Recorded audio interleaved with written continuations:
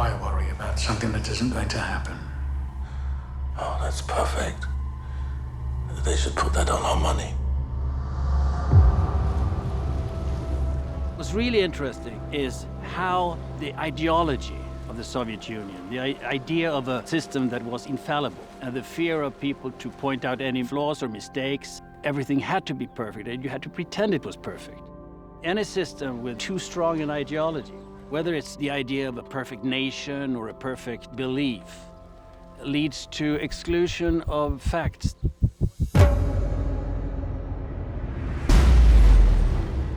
The West is now satisfied that Chernobyl was solely the result of operator error, which it essentially was. When you start to look at all the different causes of this accident to happen, it's the sort of accumulation of that kind of a mentality, which is, it's more convenient to believe comfortable truths and comfortable facts than it is to have to face difficult choices and difficult realities. How much time? Maybe a year. Chernobyl, he's confronted with his sense of mortality, that he's presented with that idea of what was his life worth and did it mean anything? Did he have an impact on this situation? Because he was a party man, because he was an insider, he knew how to get the machinery of the state to work. For God's sakes, Boris. You were the one who mattered most. Dyatlov, who's been this very stubborn, recalcitrant person who refuses to accept any responsibility for what happened. I wasn't in the room when they raised the power. Anatoly Dyatlov made decisions no rational person should have ever made. He made crazy choices. I haven't reviewed, we only just found out we're there. Review it.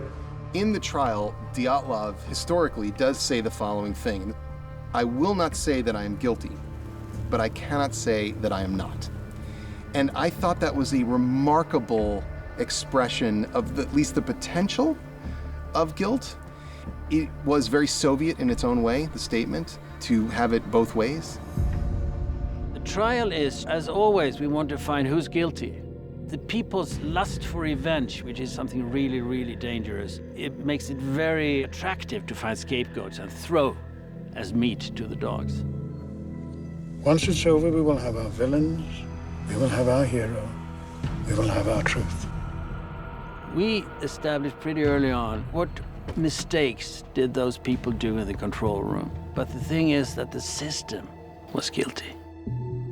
Professor Legasov, if you mean to suggest the Soviet state is somehow responsible for what happened, then I must warn you, you are treading on dangerous ground.